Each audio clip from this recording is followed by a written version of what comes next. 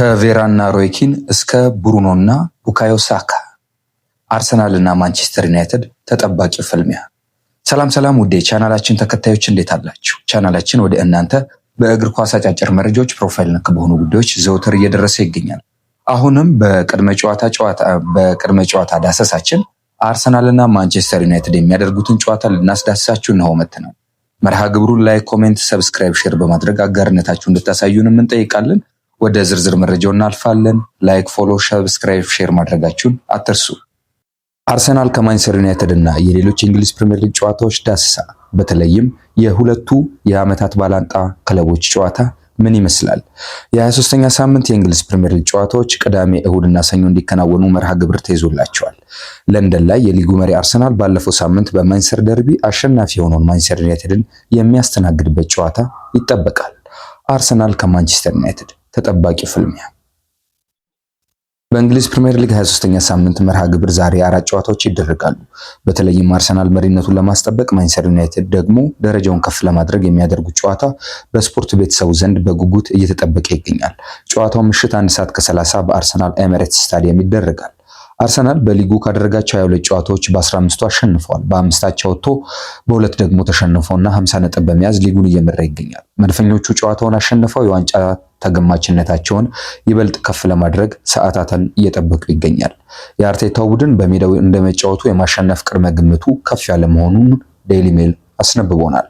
በአንጻሩ ዩናይትድ የሊጉ ጉዞ ያዝ ለቀቅና የሚያስመዘግባቸው ውጤቶችን ቡድኑን ለግምት የማይመች ያደረጉት ናቸው። ሆኖም ባለፈው ሳምንት ማንቸስተር ሲቲን ያሸነፈበት መንገድ ዛሬስ በኤሚሬትስ ምን ያሳያል የሚለው ጥያቄ መልስ የብዙዎችን ቀልብ አግኝቷል። ሁለቱ ቡድኖች እንደ አውሮፓውያን አቆጣጠር ከ1995 ወዲህ በጠቅላላው በ74 ጨዋታዎች ተገናኝተዋል። ማንቸስተር ዩናይትድ 31 ጨዋታዎችን በማሸነፍ የበላይነቱን ይዟል። አርሰናል በ25 ጨዋታዎች ሲያሸንፍ በ18 ጨዋታዎች ደግሞ አቻ ተለያይተዋል። ከ74ቱ ጨዋታዎች ውስጥ 37ቱን ጨዋታዎች በኤሚሬትስ ስታዲየም ያደረጉ ሲሆን አርሰናል በ17ቱ ጨዋታዎች ድል በማድረግ የበላይነቱን ወስዷል። ማንቸስተር ዩናይትድ ወደ አርሰናል ሜዳ አቅንቶ ያሸነፈው በ11 ጨዋታዎች ነው። በ9 ጨዋታዎች ደግሞ ነጥብ ተጋርተዋል።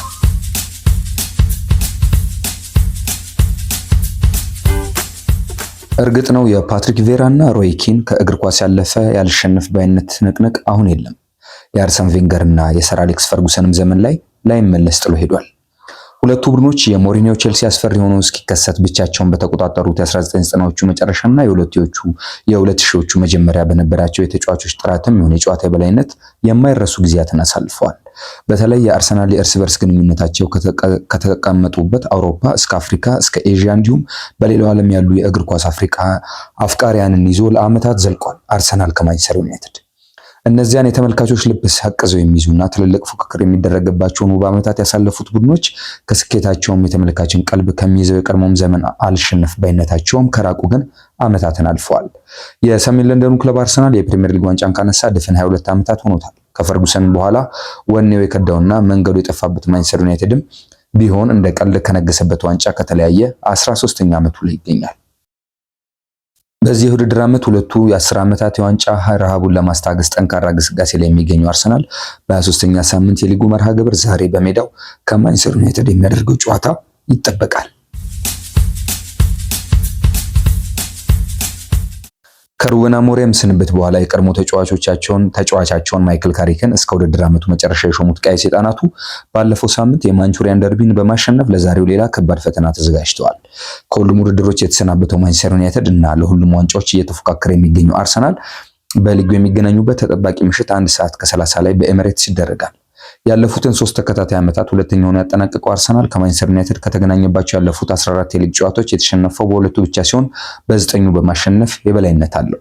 ኤሚሬትስ ላይ ከዩናይትድ ያደረጋቸውን ያለፉትን 4 ተከታታይ የሊግ ጨዋታዎች ያሸነፈው አርሰናል በተመሳሳይ በሊጉ በሜዳው በዩናይትድ ከተሸነፈ 8 ዓመታት አልፈዋል። ማይክል ካሪክ የከተማ ተቀናቃኙ ማንቸስተር ሲቲን ባሸነፈበት የመጀመሪያ ጨዋታው ሜዳ ላይ ሊተገበር የሞከረው በተለይ ፈጣን የመልሶ ማጥቃት እንቅስቃሴ ዛሬም ለመድፈኞቹ ተከላካዮች ፈተና እንደሚሆን ይጠበቃል። በሳምንቱ አጋማሽ በቻምፒየንስ ሊግ ከሜዳው ውጪ ኢንተር ሚላንን 3-1 አሸንፎ የተመለሰው ሚኬል አርቴታ ከሲቲ ያለውን የነጥብ ልዩነት ወደ ነበረበት 7 ለመመለስ እና በሜዳው ያለውን አስፈሪ ግስጋሴ ለማስቀጠል ወደ ሜዳ እንደሚገባ ይጠበቃል። በምሽቱ ጨዋታ ጉዳት ላይ የነበሩት ፒየሮ ሂንካፔ እና ሪካርዶ ካላፊዮሪ ልምምድ በመጀመራቸው በወሳኙ ጨዋታ ሊሰለፉ የሚችሉበት እድል ሰፍቷል። ይህም አርሰናል ለመጀመሪያ ጊዜ በውድድር ዓመቱ ሙሉ ስኳዱን በቤንችም በቤስትም የሚያገኝበት ይሆናል። በዩናይትድ በኩል ኖሱር ማዝራዊ ከአፍሪካ ዋንጫ መልስ በቋሚነት ሊካተት እንደሚችል ይፋ ሆኗል። የሳምንቱ ትልቅ ጨዋታ ከሪክ ፓውሰን በዋና ዳኝነት የሚመሩትም ይሆናል። በሌሎች ጨዋታዎች በለንደን ደርቢ ቸልሲ ከሜዳው ውጪ ከክሪስታል ፓላስ ሲጫወት፣ ኒውካስል ዩናይትድ ከአስቶን ቪላ እና ብሬንትፎርድ ከኖቲንጋም ፎረስት በተመሳሳይ 11 ሰዓት ጨዋታቸውን ያደርጋሉ።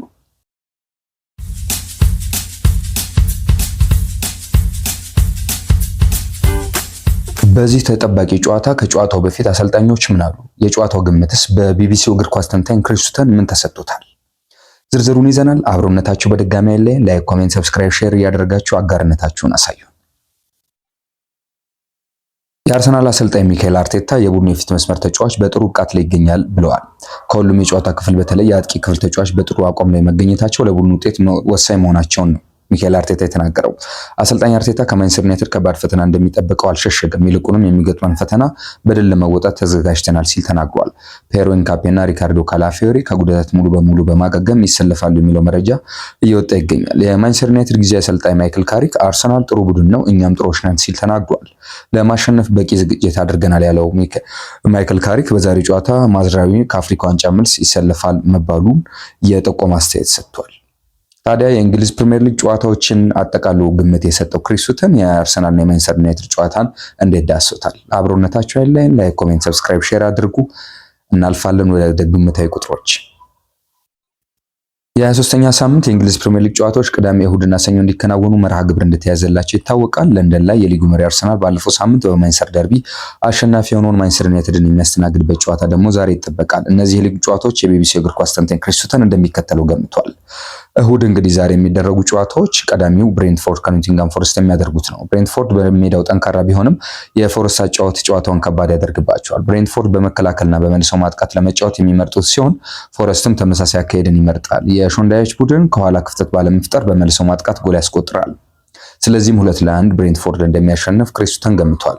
ክሪስታል ፓላስ ከቸልሲ። ፓላስ እየተፈረካከሰ ይመስላል። አምበሉ ማርክ ጉሄ ወደ ሲቲ አቅንቷል። አሰልጣኙ ዘንድሮ እንደሚለቁ ተናግረዋል። አጥቂው ሰውን ፌሊፔ ማቴታም ልቀቁኝ ብለዋል። ቸልሲ ቤትም ነገሮች ጥሩ አይመስሉም። አዲሱ አሰልጣኝ ሊያም ሮዚነር በአንዳንድ ውሳኔዎች እየተተቸ ይገኛል። ይህን ጨዋታ ቸልሲ እንደሚያሸንፍ ገምታለሁ ያለው ክሪስ ሱተን የፓላስ መጨረሻ ምን ሊሆን እንደሚችል መገመት ግን ከባድ ነው ብለዋል። 1-0 ቸልሲ ያሸንፋል ነው ያለው። ኒውካስል ዩናይትድ ከአስቶን ቪላ ባለፈው ሳምንት በሜዳው በኤቨርተን መሸነፉ የሊጉን ጨዋታዎች ለመገመት ምን ያህል ከባድ እንደሆነ ያሳያል። ቪላ በሜዳው ያደረጋቸውን 11 ጨዋታዎች ከማሸነፉ በላይ ባለፉት ዓመታት በኤቨርተን ላይ የበላይነት ነበረው።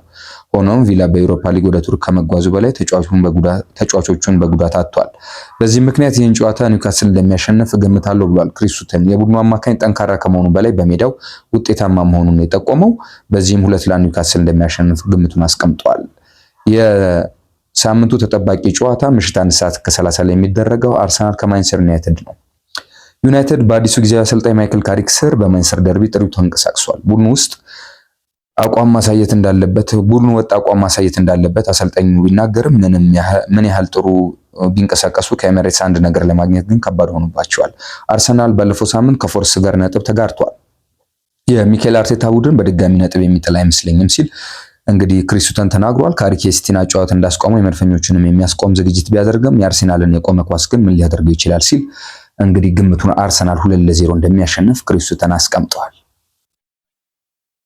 ወደ ተመልካቾች ወደ እናንተ የ23ኛ ሳምንት እንግሊዝ ፕሪሚየር ሊግ ተጠባቂ ጨዋታን አርሰናል ከማንቸስተር ዩናይትድ የሚያደርጉትን አስመልክቶ የደረስንበት አጭር ጥንቅር ይህን ይመስላል። ከሌሎች የቻናላችን ዝግጅቶች ጋር አብራችሁን ቆዩ። ላይክ፣ ኮሜንት፣ ሰብስክራይብ፣ ሼር እያደረጋችሁ አጋርነታችሁን ዘውትር እንድታሳዩን እንጠይቃለን። ለአሁን ሰላም።